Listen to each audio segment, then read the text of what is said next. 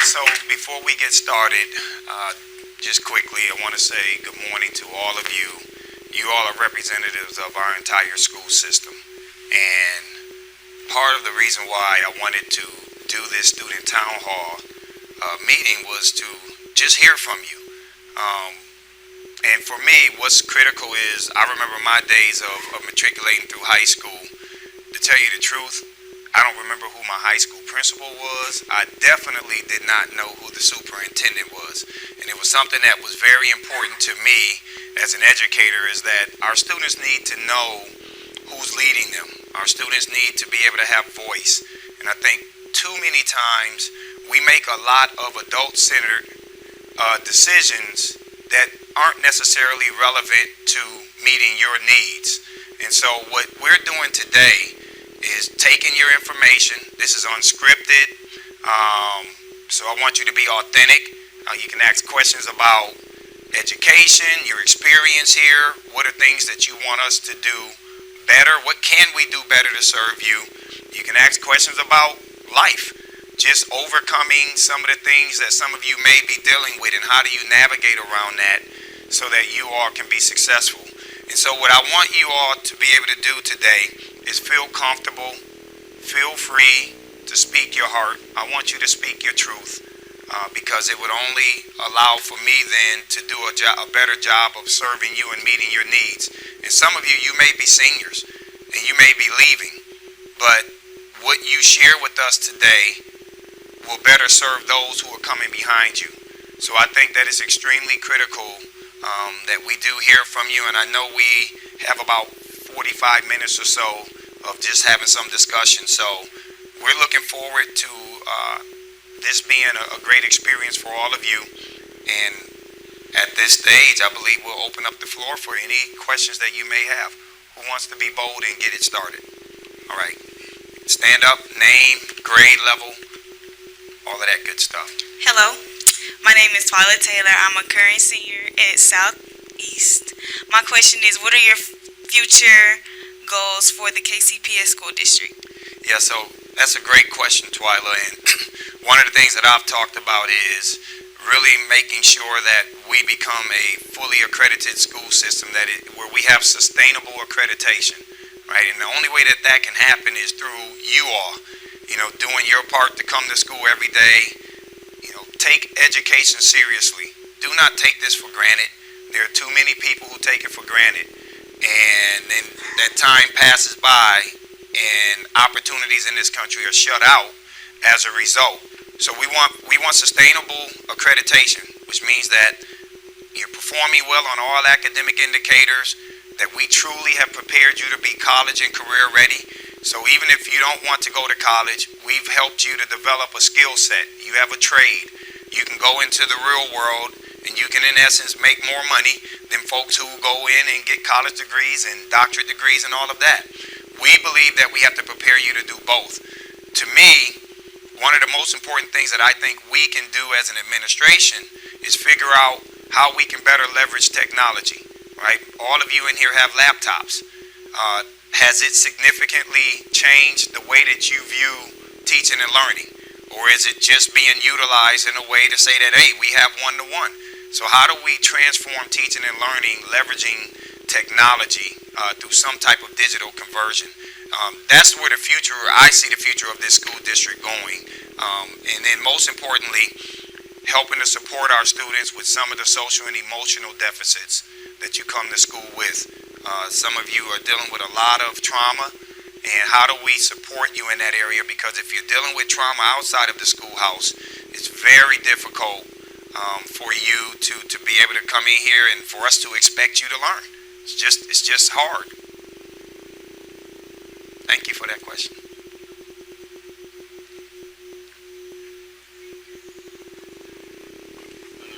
I'm Sir Friday. I'm a 10th grader at Southeast High School, and I was wondering why don't we have stable teachers in this school at all? That's an awesome question.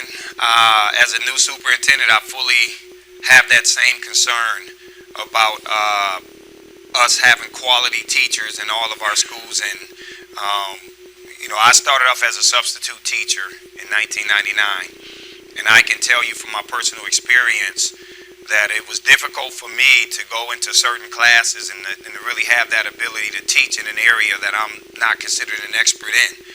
And so when you have substitute teachers, it in essence compromises your ability to receive a true education, because it's just trying to get you through the day.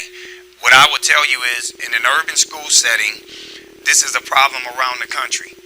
We are having difficulties finding qualified teachers that want to work in an urban setting. And part of, I think, where we have deficits and why teachers leave is, it goes back to what I said about supporting you all with helping you with some of the trauma and some of the mental health issues that exist. I don't think that school systems have done enough to support our teachers in that same area, right? Because they're humans, they have issues just like you do, just like I do, and there needs to be some type of support for them, because what happens then is they burn out. And when you think about the urban core of our school districts, a lot of students, if any of you are like me, you come to school with a lot of baggage already. And then that baggage is then transferred on to teachers. That makes it difficult. Burnout happens, frustrations happen, but part of it is because we don't have structures in place. The other piece to that, answering your question, young man, is it's a field where a lot of people are not electing to go into education. People don't view it as a prominent field, and it is a prominent field. And we need people like you all to say, hey, I'm interested in wanting to give back to the community. And maybe it's not that you're making a lot of money, but the reward is in you being able to make a difference in someone else's life. So one of the things we're working on Grow Your Own. That's part of really starting to identify some students who have potential to eventually go into teaching, and then supporting them through college, keeping a connection with the students. We went over to UMKC on last Thursday, I believe, and spoke to the College of Education. And one of the things I will tell you that I will share with you that was shared with me was there was a professor over there who was there for 19 years. And he said that was the first time that KCPS had come over to their campus to talk to their teachers, their future teachers.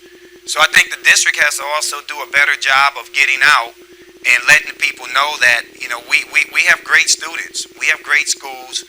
We want you.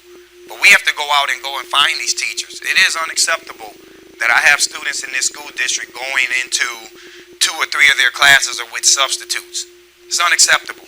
So I'm going to put a recruiter in. We're going to hire 1 or 2 recruiters that will go around and do a national search to help us to attract some quality teachers in here. And then I have some other ideas around what are some of the things that we can do as a district to attract quality teachers.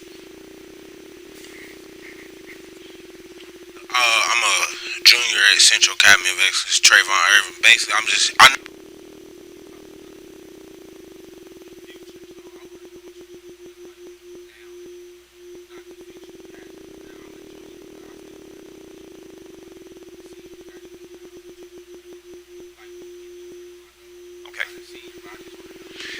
Yeah, that's a great question. The young man asked, what are we doing for the kids who are now seniors and juniors, kids who are getting ready to graduate?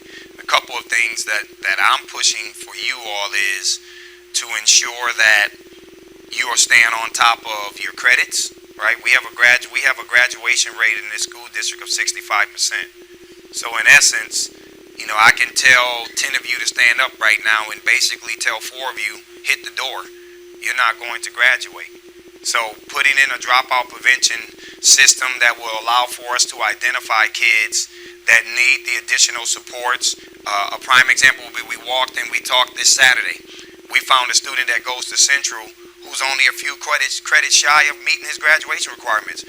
We went and picked that young man up and drove him to that school on Saturday and got him enrolled. I received a text message yesterday from the counselor stating that this kid will graduate in May, right? So part of it is us making sure that we're providing the support. We have Grad Point. We have a video that will be coming out around FAFSA and some of those things to talk to you about the steps that you need to take in order to make sure that you are being prepared, that if you want to go to college, there's money available and how you go about securing it.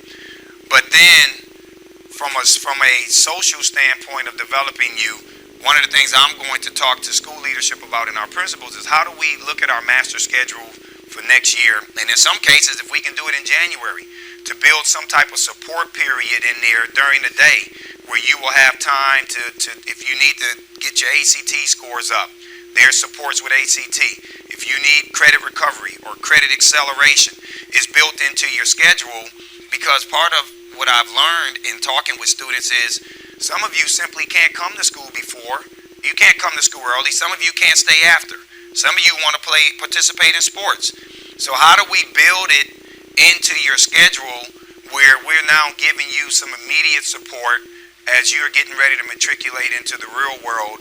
And soft skill development is a critical piece. I mean, how many of you as seniors that are seniors in here have been taught how to file taxes? How many of you have been taught how to go in, review a proposal and read a proposal and write a proposal if you want to, raise money or get secure grants to start your own business? These are things that are common sense things that a school system should be helping to support you with, and we have to do a better job of that. And then most importantly, just like this young man said, making sure that we have quality teachers. That impacts everybody in the entire school system. You're welcome. Right. Yes. Hi, I'm Indigo Franklin, and I'm a Paseo Academy of the Fine Arts senior. And I have a younger brother who goes to King Elementary, which is right next door. And from going to Paseo to Central to Lincoln, one reoccurring thing that I see in inner city schools is that the class sizes are getting larger and larger, and so it's hard for students to get that attention. And with the integration of laptops and technology, we're not getting what we need to learn how to use it properly, let alone the attention to find out what we need as students. So I was asking you, what could you do, or what do you plan to do to help lessen the burden that the students have to try to get the attention of a teacher when there's so many of us in one class?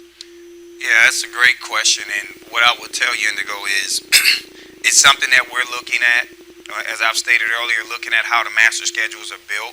I think sometimes we can do things that are self-inflicted, just in us not necessarily being able to balance the master schedule correctly. As we think about electives, offering more electives will help to offset class size, and we know that that was one of the major areas of focus in the master plan, was that we would offer more electives. So what needs to happen? We need to then take a strong look at how we're utilizing our resources across the school system, and how do we make sure that any money savings that we have can be redirected back into our schools. So basically, if it means hiring an additional elective teacher, that would help to free up some of those core sections where you need more support, but then the electives are giving you an opportunity to have a much more richer experience, then that's what we have to do as a school system. And I think that where that begins to help us is that we have constraints. Like, you all have to understand that financing and funding is a major component of what we can and cannot do. And when you have a school district where the enrollment has been declining over the last 10, 20, 30 years, then it really does cause some constraints where you just don't have the financial resources to do some of the things you want to do.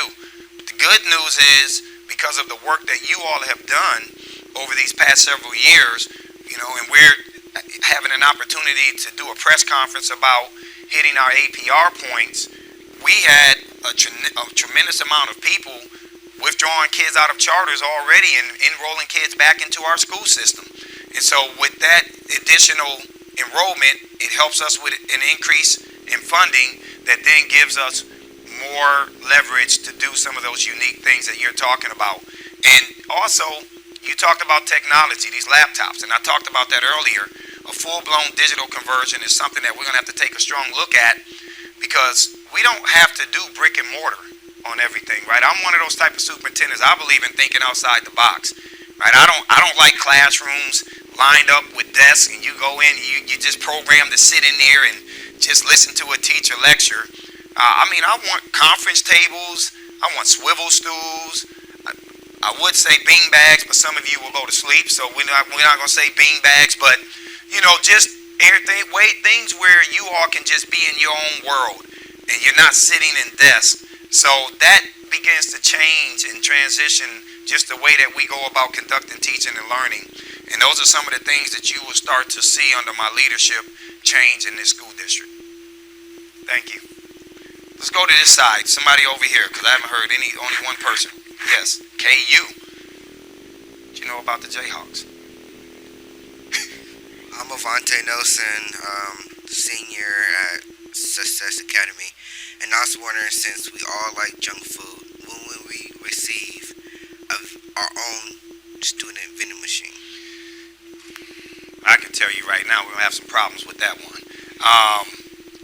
We have federal guidelines that school systems have to abide by, and from a nutrition standpoint. And one of the things that we've been told is that you're not allowed to utilize vending machines during school hours, especially with things in there that are unhealthy.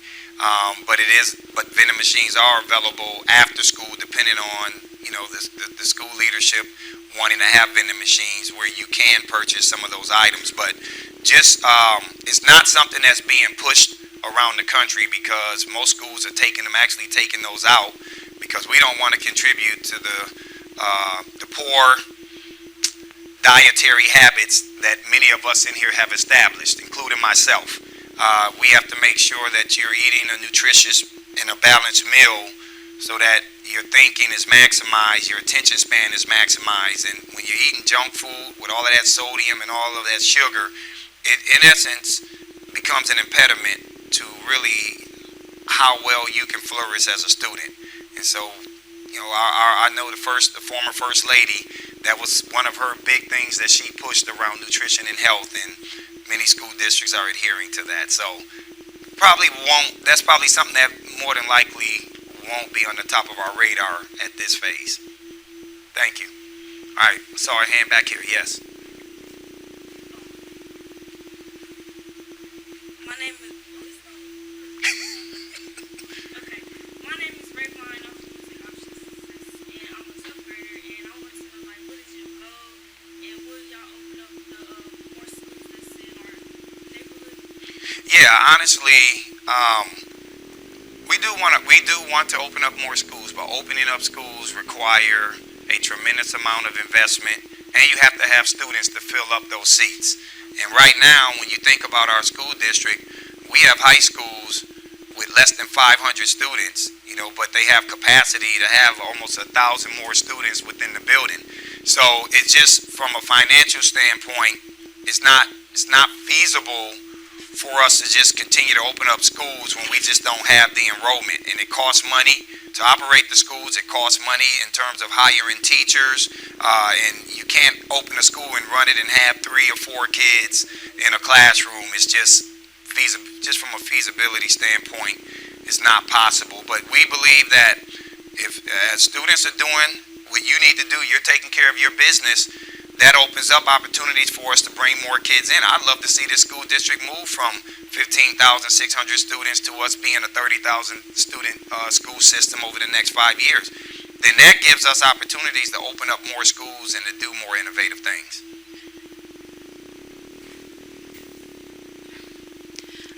I'm Shelby Payne for Bedell, and I'm a senior. And I wanted to know, how does the district deal with bullying, and can we put any programs into action so students can recognize when they're being bullied? Yeah, I think that's a phenomenal question. Bullying is something that happens every day, all around the country, and it doesn't have to be physical.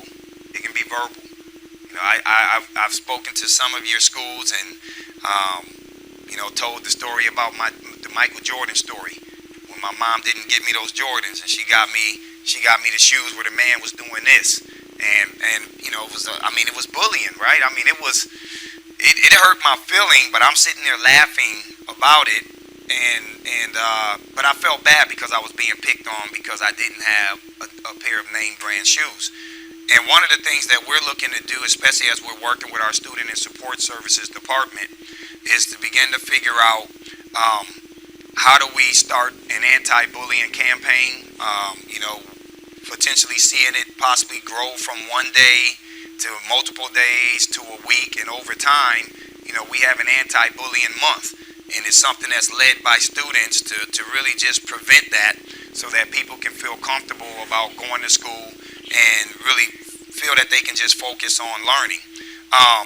But I know right now we're working with our trauma department, which is Dr. Cordova, around some of those supports. We're going to ensure that bullying is a major area of focus in there. We also are looking at, a text. I forget what it's called, a text-to-tip line or a text line or something, because we know right now too that some of our students don't feel comfortable going to an administrator. But if some things are happening, or if you know that there's some potential harm that may take place with students, then having this text tip line where you can text information off in a confidential way that won't come back to hurt you will in essence help to protect others. We want to take advantage of that. So we've been meeting with a lot of officials around this area, around how do we prevent the bullying, and most importantly, just to provide some remedies for some of the gang issues that our district is encountering right now too.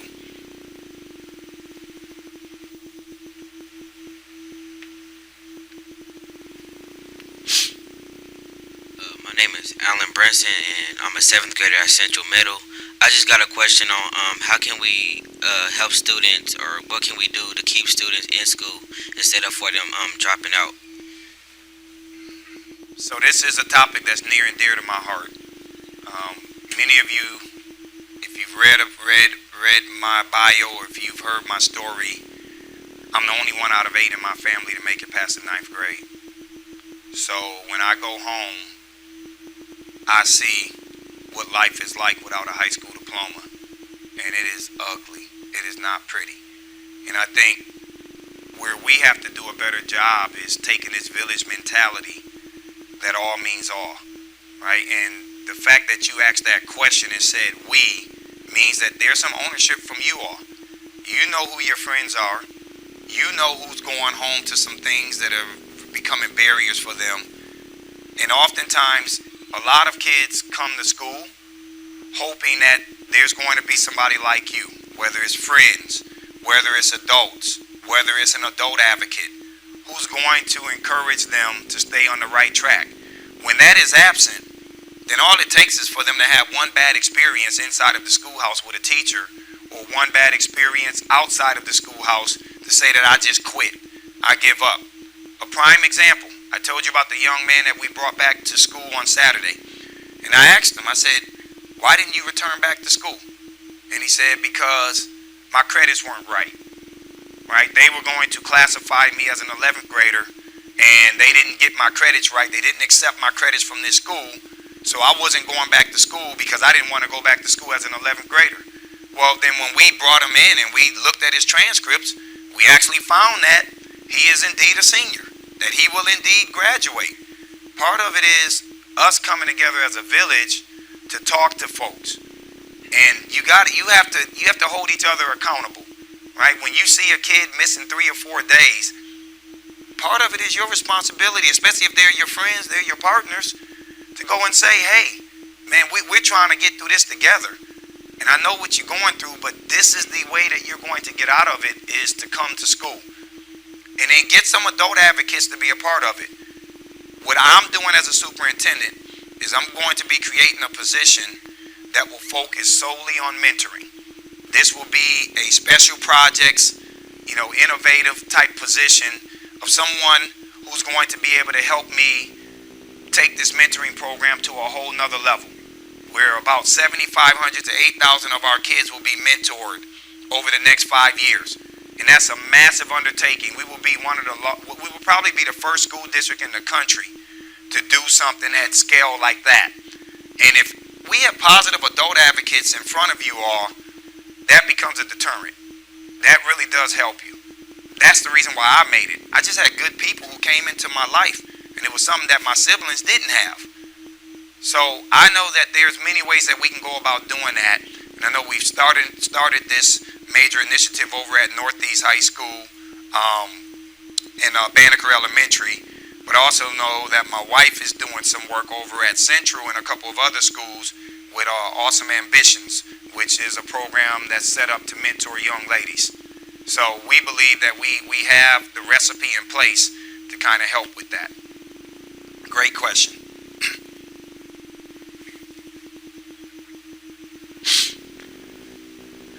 I'm Christian Marquez from the Missouri Option Program, and I'm a senior. And first of all, I want to congratulate you for receiving the accreditation for the Kansas City, Missouri School District.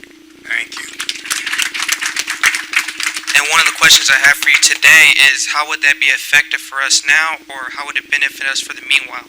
Well, it benefits you all tremendously, because what it does now is it allows for business partners, it allows for community advocates to get on board, it allows for colleges and universities to want to come back here and say, hey, this is a fully accredited school system. They're doing something right. What is it that they're doing, and how can we offer additional support? I know that it benefits you all, because there will be a lot more people who will be coming to the table to want to continue to partner with the district to ensure that we maintain that status. And that's in the form of volunteering, that's in the form of giving donations, or offering some unique programs that can be put into each of our schools to better support you. But right now, what it also does is it just gives everybody this positive sense of belief, a positive sense of hope. And I think for too long, there's been this sense of hopelessness that has prevailed over this school district for 30 years or so. And you all have an opportunity to continue this trajectory that we're on, to break that, to do what people don't believe can be done. People don't believe that you all are brilliant superstars. Every single one of you in here are. And it takes for an adult, it takes for educators, family members to help unleash that, because it's in there. But too often we hear all the things about what we can't do, what you shouldn't do. When you look at how sometimes the media portrays things, it's always from a deficit lens, mug shots of students. And that's what we see. And then it becomes a part of us. And so we have a chance to break that, to prove to this entire state and this world that the Kansas City public school system is to be reckoned with. And that's through all of you.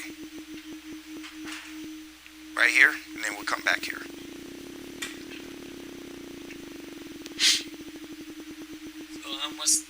I'm Wesley Register from Southeast High School. I'm a junior. I was wondering if we can get more AP and dual credit classes for those of us who are advanced in other classes. Okay, I absolutely love that question. So the principal, I don't know where the principal is, but one of the things that I talked about to the principal is I'd love to see this school become an AP capstone school. How do we go about doing that? We don't have an AP capstone school in this entire area. I actually supervised the first two in the state of Maryland last year. 2 schools that I supervised became AP capstone schools. How does that happen? Your teachers have to be trained, right? One of the best universities in the country that offers that training is Rice University. They're known nationally for preparing teachers to teach pre-AP and AP. So one of the things I'm working on right now is having a conversation with the principal around how do we ensure that our teachers get the training, but most importantly, how do we make sure that we have a feeder pattern program in place that prepares students to take AP classes? Because it's one thing to put you in there, it's another to put you in there and you're not ready, right? And I'm not interested in putting a bunch of kids in AP classes so we can score a bunch of ones just to say, oh, we have kids taking AP classes, right? Because you need to be prepared. So we're looking at it, we have to look at it from a feeder's position, but this is something that we're going to be working on in the immediate. I'm working right now with some of the investors and funders out there that I've shared this idea with, who I think will sponsor and pay for our teachers to actually get the training. And then we gradually build it up. I was a high school principal of an engineering program, but I was also, I had a neighborhood school, kind of like this, a school within a school. And the way it was set up when I was a principal was that the only kids who could take the AP classes were the students who had passed the test to get into that engineering program. Well, all of my kids on the traditional side wasn't allowed to take those AP classes. And I just thought that was just a travesty. So I immediately came in and changed it and said if I have kids we've identified that have AP potential, they're going to take AP classes. They don't have to test into the program. They can take the AP classes. They just can't take those unique electives, period. And so then I started to work with my teachers on my traditional side, and I started gradually adding sections of pre-AP and AP classes. I would send a group of teachers to get training. They'd go to Rice University, and then they'd come back, and next year we put kids in there. Part of our issue is we have to make sure that we have mechanisms in place to identify whether you have the potential to take AP classes. So next year, I'm looking to make sure that our 9th and 10th graders have an opportunity to take the pre-ACT, because all of you have to take it in your junior year.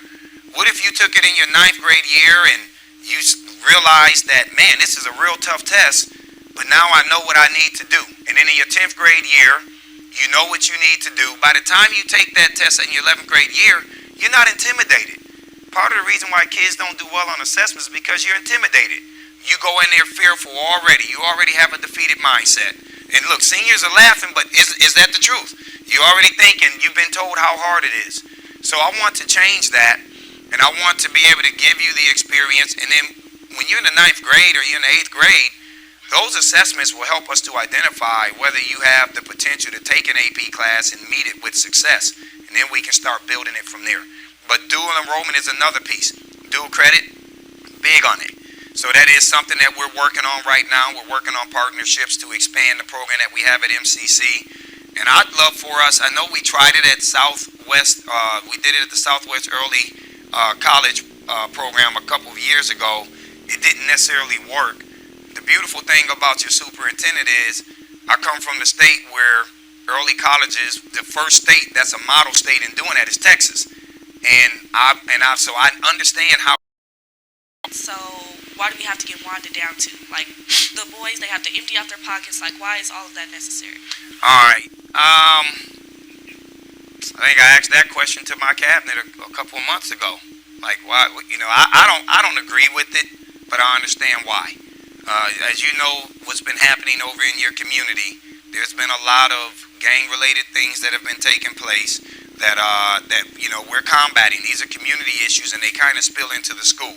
We want to make sure that our kids are safe. I want you to feel that you can go to school knowing that we're not having kids entering the building with weapons and things of that nature. But what I will tell you is it does send a message. It sends a message that, you know, our kids are, in essence, we view them as criminals. We view them as, you know, people who can't be trusted. And so what I've talked to my principals about is, how do we work that out where, you know, once they come in, if they're coming in, they're going through the metal detector, that suffices. And I think there has to be a system that we have to put in place. I know as a comprehensive high school principal in a very tough neighborhood, I didn't do that. I didn't do it at all. I mean, I trusted my students. I had, in those 3 years that I was there as principal, I had one incident with a gun, and that was during my, you know, my at the beginning of my 4th year before I was promoted. One incident. And I think part of it is in you as a leader developing that type of a trusting relationship with your kids where they will come and tell you if somebody has a weapon. And I think that's the critical piece, and it takes time to build that, because you have a new principal. Your principal's getting, I know he's out there all over the place. He knows you all. And I think as he's developing that trust in the staff by cops, and he ran into one of my classes because the teacher taught with her door open. And my kids got up, and I mean, they, along with my ROTC instructors, took care of this guy. And it was like, you know, you're not going to come onto our campus and cause any harm. But we built that relationship. And so like this here, what we're doing today is a start. We have all of you here representing all of our high schools. And this is an opportunity for us to start to build those relationships that, yeah, we're going to compete against each other. We want to be the best school. We want to have the best academic programs. We want to have the best sports programs. But at the end of the day, we're all one. We're one unit. And so the way that we start to build that is by doing more activities like this. On Saturday, I believe we have several of our schools that will be, all 6 of our high schools will be represented in an academic competition on Saturday. I don't remember the exact name of it, but all of our kids, all of our schools are represented in there. That's an opportunity for you all to get together. Even though you may be competing against each other and competing against other schools in the surrounding area, this is a time for you all to get together and to just go fellowship and talk to each other. And hey, what's up? I'm part of KCPS, and and just break bread with each other. It's something that we can do, and I believe that we have the ability to do that. And then as we think about a student council, a student advisory committee, that would also kind of help advise the superintendent, those ideals will begin to come together on what we do as a school system to deal with some of the issues and some of the isolation that exists from school to school. My name is Diamond Smith, and I'm from Bedell Academy of Performing Fine Arts. I'm in 7th grade, and my question is for you. What are you going to do about the kids in school that want to learn but is getting taken away by the kids in class that are disturbing them? Yeah, that's a great question. I mean, all of these questions are great. I keep saying that, but they are. You guys asked some phenomenal questions, and actually had a meeting this morning. We have 5 minutes? Okay. I actually had a meeting this morning with one of my key staff members, and we talked about that we don't want 5% of students holding the other 95% hostage. Here's the fact of the matter.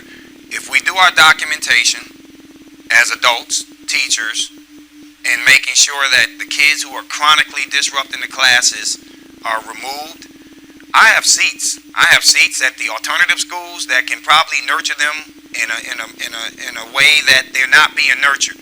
Sometimes large is too much for some kids, right? And so just the conversation I had yesterday, I was at Success at Anderson yesterday. I had lunch with 6 students there. And I asked the students, tell me about your experience here at this school. And what they said was, we like the attention that we get, right? Because it's a smaller ratio. The program is more customized to meet their needs and also deal with some of those issues that cause them to become distractors in your classrooms. And so our teachers have to know that they're being supported. Our principals have to do their part to support teachers. I don't like kicking kids out of school. I'm not interested in that. What I am interested in doing is to ensure that if I have to put you out, we've done everything possible to try to help you. And now we're going to move you into an environment where it's more structured so that kids like you and those of you in here who genuinely want to learn, your learning won't be compromised. So it's something that we're working on, and we have seats. We talked about it today. We purposely did not open up Success at Anderson because we wanted to make sure that we had a solid teaching staff that's in place. And so there are seats available for kids who may need to be in a smaller environment. And so I will assure you that we're working on those things. Right here.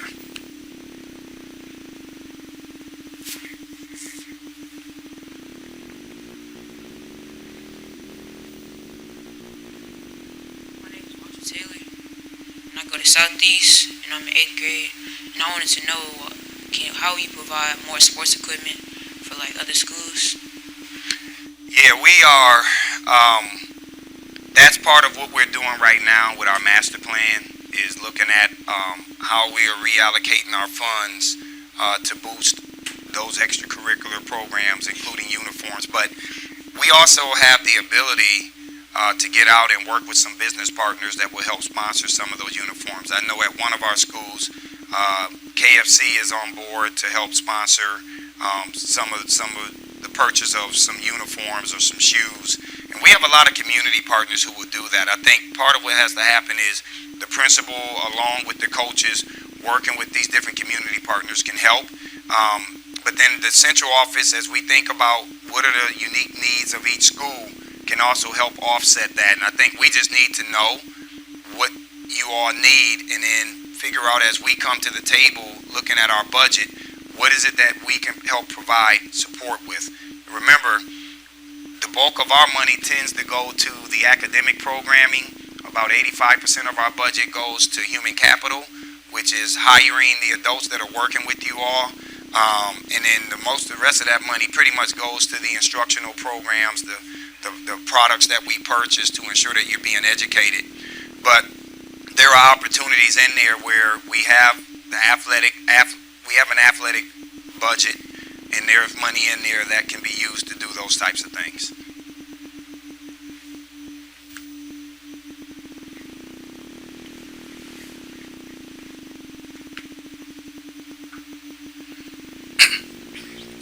My name is Tiara Nelson. I'm a student here at Southeast High School, and I'm a 10th grader.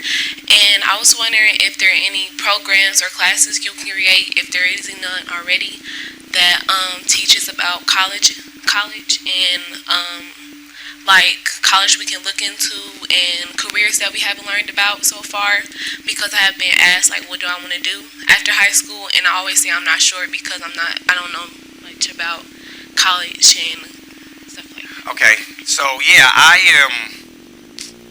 it goes back to that building your master schedule in a unique way that allows for us to offer that. I'm accustomed to every school having like a college access coordinator, and most of our schools I don't know have that. I don't think that we have. Do we have that, Daryl? So we have a college access coordinators, and then the question, because I always ask questions and then I go deeper. When you tell me we have one, how are they being utilized? Right? That's part of their job as a college access coordinator, is to have meetings with you all to really get an inventory on what you want to do in life, but then also provide you with the plan. Like, these are the steps that you need to take. If this is what you want to do, these are the kind of universities you go to. Here's the type of GPA you need to have. Here are the courses you need to take. And then give you a map, basically allowing for you to really see how to get there. And if we're not utilizing it in a correct manner in that way, then we're not utilizing the position to do what it's intended to do. I'm one of those type of people. I'll come to a school now that I know that we have them, and I'm going to say, show me your evidence of what how you've met with your students. My college access coordinator had to have met with every senior, junior, sophomore, and freshman, and they had a timeline when that was to be done. And there was a spreadsheet that was provided to me that let me know that these students had been met with, and that I have some kind of idea of what these students want to do in life. Made it easier for me when I had conversations with my students, because I could then help inform them on what they need to do also. So I would definitely look into that. I have time for one more question. All right. Okay. We have one back here, and can we do two? We'll do you, and then that's it. My name is Chloe Roberts. I'm a sophomore at Central High School. Every time I tell people that I go to Central, when they ask me what school I go to, they always talk down on the school I go to. So how can we show people that Central and other schools that get talked bad about, how can we show people that the schools are improving and they can stop talking about it? One of the things that you won't ever be able to do, and this is in life, is shift people's perceptions, right? Their perception is their reality. And you can, I don't know that it's something that I'm fighting to do for KCPS, other than the fact that I know what we stand for, and I can invite you to come and see for yourself. But if you don't come and see for yourself, that perception would never change. What you have to worry about is, what can I do as a student to make sure that my school is no longer the laughing, the school that people want to talk about or laugh about? What can I do as I'm working with my fellow classmates and students throughout the school to ensure that this school is a viable option? When I took over my high school, Booker T. Washington, BTW, when I read about it, the acronyms online was bums, thugs, and winos. That's what they have referred BTW as when I took over that high school. And what I did was I went in, and like I said, and we just said, we're no longer going to allow for people to trash this school. But in order for us to make sure that that doesn't happen, you as students got to do your part. Get the attendance rate up. Come to school. Take your education seriously. Do your work. Don't act out because you're masking the fact that you struggle in math and reading. It's okay that's why you come to school to learn. But if you act out and you're disrupting and you're fighting and doing those kind of things, then you perpetuate what people already believe. I think students do a better job of holding each other accountable than any of the adults can. And that's where you can start off by doing that. And there's a lot of good students at Central. There's a lot of good students at all of our schools. But I don't think that you all have leveraged the power that you all have together to hold each other accountable, but then hold us accountable. If somebody's cheating you out of an education, you should be acting a plumb donkey. Bottom line. And I think that when you all start doing that, you will begin to see a transformation in this school district. I promise you. I promise you. Because that's what I told my students as a principal. If people aren't teaching you, come to me, and I'll be in that class at that period to see whether it's the truth or not. And I will tell you, it was the truth sometimes, and sometimes it was just that the kids just didn't want to take care of business and the teacher was holding them accountable. But that's where we can lean in and support you in that. But you change that narrative. Just like we're changing the narrative here in how we communicate, but we're doing it through action. Doing something like this. This gets out. Channel 4 was here. This gets out all around the city. They're listening to students. And we are. Last question. My name is Linnea White, and I am a freshman at Bedell Academy. And I was wondering, how would you help arts programs such as like band and orchestra and stuff like that? How would you help them with their funding if they don't have enough instruments or requirements for them to do their work? Yeah, I think we have to do a better job at central office of, once again, working with business partners that exist, working with the fine arts entity that exists out here to make sure that we're leveraging some of their resources. The other thing that we have to do a better job of is making sure that as we look at doing a program evaluation, I think it's essential that we do program evaluations to really make sure that what's being taught, what's the curriculum, what does it look like, is it relevant to today, right? And is it a situation where we're able to attract more kids to want to be in the band because what we're teaching them is relevant, it's real to you, it's not antiquated. We have to do a better job of that school by school, and I know that one of the things I do plan on doing is we're doing school level evaluations right now. We started those, but I'm going to bring in an outside company to come in and really go in and do a school level evaluation, school by school, as we really look at the curriculum and the courses we're offering. What needs to change, right? And then if the community feels that, you know, we genuinely care about making sure that you're receiving an up-to-date 21st century education in those areas, I think that there will be more support. So we're going to continue to work on that, and I'll work with central office to talk about, you know, what is it that we can do better to provide more supports in the fine arts area, because that's something I hear about in my house constantly. My kids play instruments, and my wife graduated from a visual and performing arts school, and she truly believes that Paseo should be one of the top schools in the state. And so that I have the accountability not only from you all, but at home from my wife, who's very partial to fine arts. Thank you.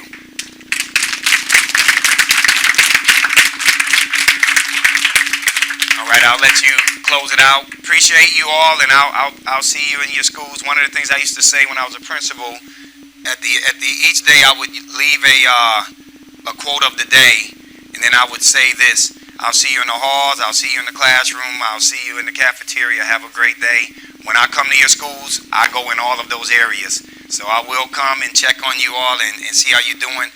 Don't hesitate to come up to me, slap me up, say, hey, how you doing? And let me know how your experience is going. Because the superintendent is only as good as the students.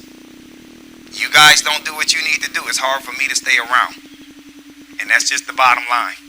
So I say that everywhere that I go and speak. Do your part. I stay around. I get to continue to fight for you. And we will continue to transform this district. And then you got to hold your peers accountable to do their